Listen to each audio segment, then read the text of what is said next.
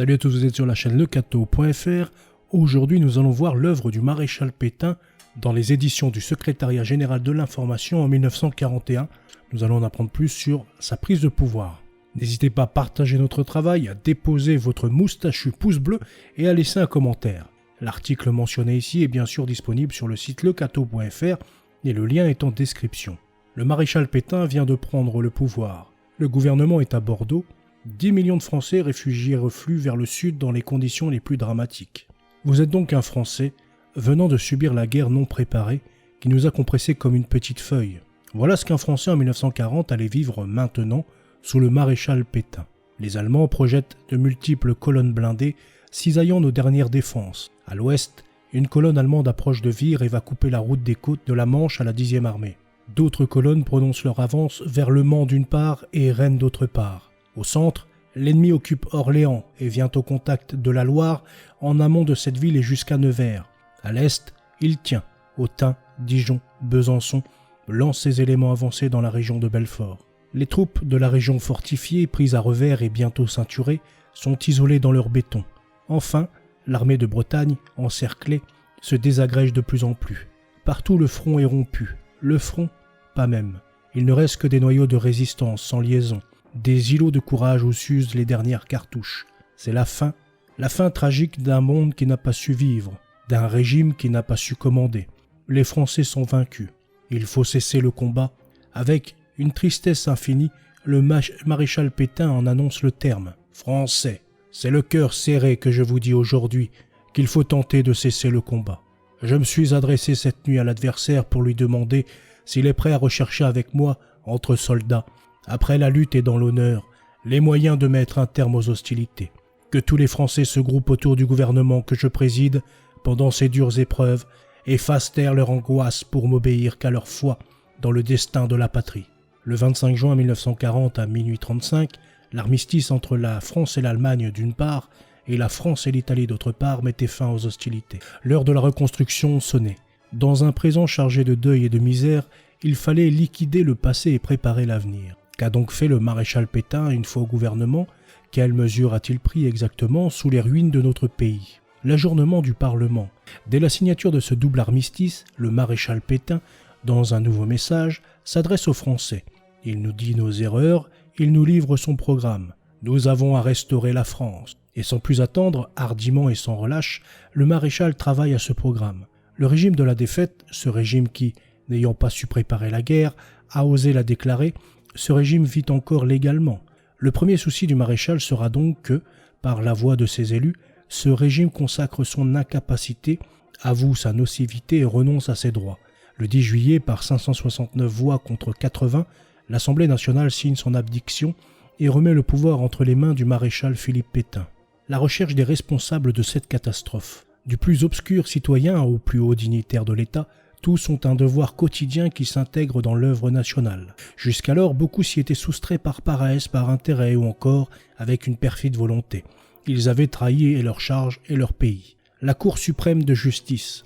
Cependant, avec une bonté paternelle, le maréchal n'a pas voulu rejeter de la communauté nationale et sans appel tous ceux que l'erreur avait égarés, mais il en est dont le rôle dans le régime précédent eut une importance trop lourde de conséquences et qui devaient répondre de leurs actes devant les tribunaux.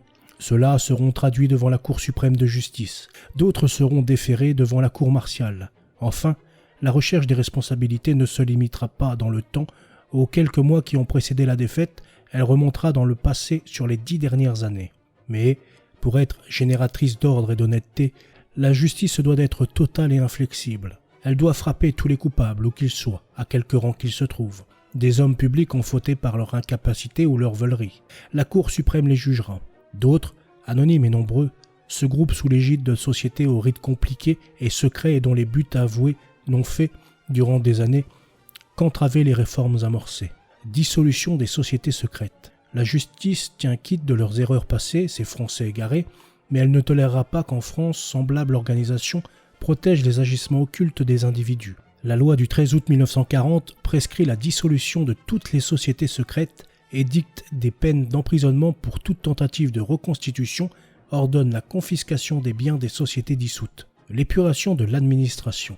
De plus, nul ne peut être fonctionnaire. Article 1.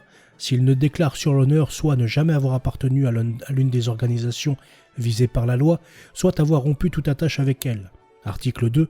S'il ne prend l'engagement d'honneur à ne jamais adhérer à une telle organisation au cas où elle viendrait à se reconstituer, et quiconque aura fait une fausse déclaration sera réputé démissionnaire et puni des peines prévues par la loi.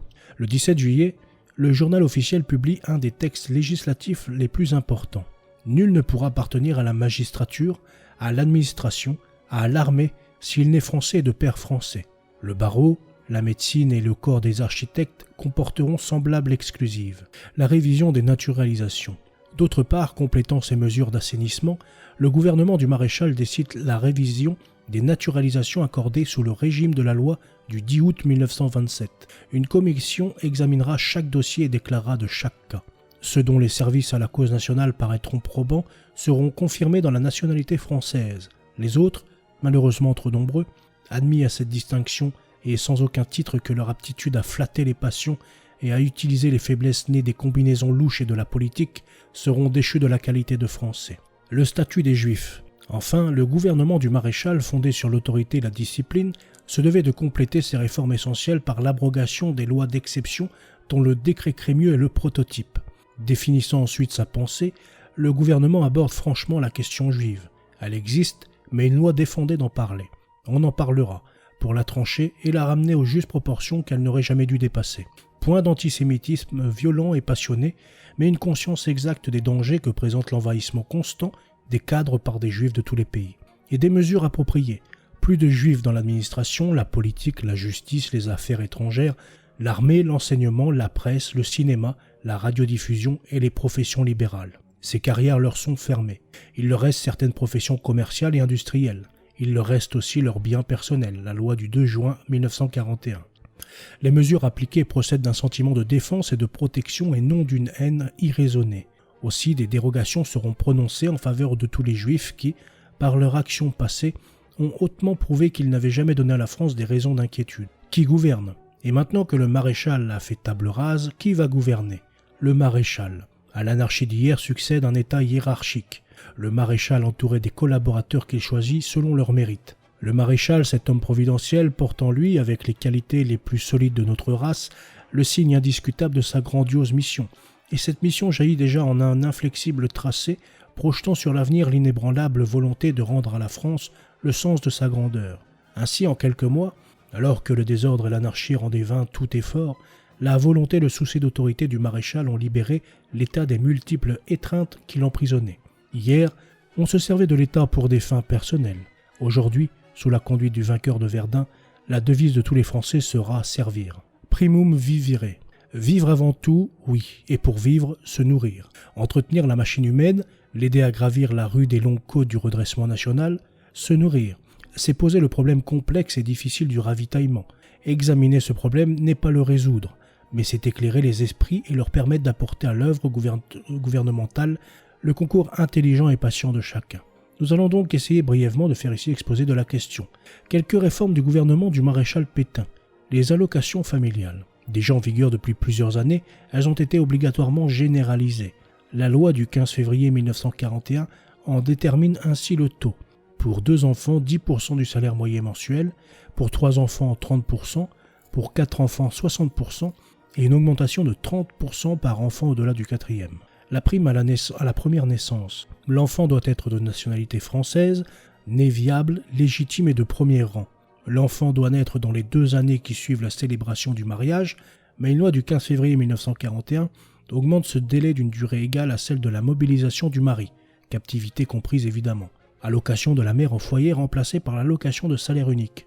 Prévue par la loi du 29 mars 1941, attribuée aux familles françaises ne bénéficiant que d'un seul revenu professionnel, le taux en est ainsi fixé.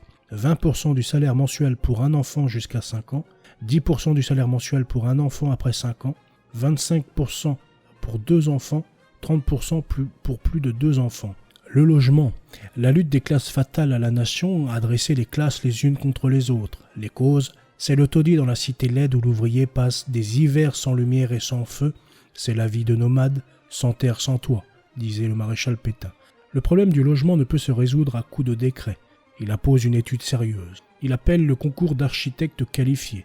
Il est subordonné à des questions diverses, décentralisation, aménagement des gros centres industriels, retour à la terre. Toutefois, il est intolérable qu'un propriétaire d'immeuble refuse de louer un appartement à un père de famille sous le prétexte qu'il a des enfants. La loi du 5 février 1941 réprime sévèrement ce refus. D'autre part, l'habitat rural a retenu l'attention du gouvernement qui apporte tous ses soins à l'élaboration de mesures permettant un aménagement rapide de nos campagnes. Le divorce. La loi du 2 avril 1941 restreint les causes du divorce, établit un délai pendant lequel aucune demande de divorce ne sera reçue, modifie la procédure du divorce et de la séparation de corps en permettant au juge d'ajourner les parties et en supprimant la publicité des débats, limite les cas de conversion de séparation en divorce. La loi prévoit la condamnation de l'époux coupable à des dommages-intérêts. Enfin, elle punit et réprime toute publicité tentant à encourager et faciliter le divorce. La lutte contre l'alcoolisme est sévèrement conduite. La loi du 23 août 1940 a remédié aux situations les plus urgentes, en interdisant la vente ou l'offre à titre gratuit des boissons apéritives titrant plus de 16 degrés d'alcool ou renfermant plus de 1 demi-gramme d'essence par litre. En outre, les boissons tolérées ne pourront être consommées que 4 jours par semaine. Il s'agissait de la santé des Français. Le gouvernement se doit de ne rien négliger. De nombreuses autres mesures ont été prises en faveur de la famille. Les mères de familles nombreuses ont droit à une carte de priorité. L'embauchage des pères de famille est désormais privilégié. Le régime fiscal des successions a été réformé et protège le patrimoine familial. Enfin, il convenait de veiller à la santé des parents et des enfants. Dans ce but, la France a été divisée en 20 régions sanitaires comportant chacune des services d'hygiène publique et sociale, des hôpitaux, des services d'assistance sociale, des services de protection de l'enfance et d'aide à la famille. Des délégués régionaux veilleront à toutes les questions relatives à l'organisation de la famille, à son logement et à l'aide financière et matérielle qui lui est accordée par l'État. La jeunesse. L'école et les maîtres sont libérés de la politique et du syndicalisme fanatique. Des mesures ont été prises. L'école va donc retrouver son rôle, former des cerveaux et éduquer des hommes. Dans nos écoles, on apprendra l'histoire, la géographie, les lettres et les sciences, mais on apprendra aussi l'amour de la patrie, le respect de la personne et de la famille, la politesse et le savoir-vivre. On inculquera à l'enfant le respect et l'amour du travail. On lui révélera le sens et la beauté d'être bon et généreux. L'école française de demain enseignera, avec le respect de la personne humaine, la famille, la société, la patrie. Elle ne prétendra plus à la neutralité. La vie n'est pas neutre. Elle consiste à prendre parti ardemment, disait le maréchal Pétain. Ainsi, l'école et la famille se compléteront. Le Secours national, qui parle de la guerre, doit penser aux misères et aux souffrances qu'elle suscite. Le Secours national, créé durant la Grande Guerre, a été reconstitué le 19 octobre 1939 pour venir en aide aux malheureux et renouveler ce miracle d'union et de charité. Les ressources de ce Secours national, la générosité publique, les dons de l'étranger et les subventions du gouvernement. Quelle est son œuvre? L'aide aux réfugiés, en organisation des centres d'accueil, des secours d'urgence, en créant des ouvroirs, des vestiaires, en procédant au ravitaillement des réfugiés sur la route. Des secours individuels, là où les lois existantes n'ont rien prévu, là où le malheur s'abat et mine l'édifice familial, le recours national s'efforce de réduire la misère. Il faut lui signaler les détresses non secourues.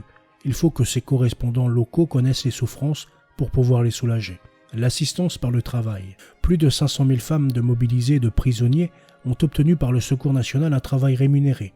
Et s'il ne peut fournir ce travail, il dirige les demandeurs vers des œuvres privées. Enfin, le Secours national s'est efforcé d'aider le plus possible les œuvres rurales en favorisant le retour à la terre, l'exploitation des terres abandonnées, l'utilisation du crédit agricole, la création de jardins ouvriers. Partout où il y a de la misère, des misères, le Secours national veut être présent, mais il faut l'aider. Les Français le savent et, pendant la campagne d'hiver, ils ont donné largement. Voici quelques chiffres. 200 millions de francs recueillis depuis l'armistice. 3 millions investis dans des achats de denrées alimentaires, vêtements ou objets mobiliers. 370 000 réfugiés secourus. 1 700 000 heures de travail procurées aux ouvriers de confection ou de réparation. 8 millions de pièces de vêtements distribuées cet hiver.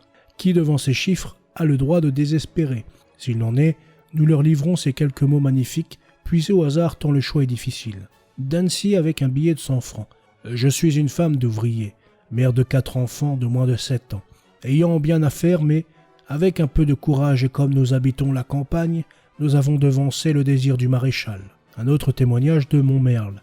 Un jeune garçon de 11 ans envoie 15 francs et ajoute « Excusez-moi de vous envoyer une si petite somme. Je l'ai ramassée en portant du pain après les heures de classe. » Nous pourrions continuer les témoignages longtemps ainsi. Jamais le livre d'or de la bonté française ne sera clos. Voilà, c'est tout pour aujourd'hui. J'espère que cette vidéo vous aura plu. Je vous souhaite une très bonne journée et à bientôt. Salut.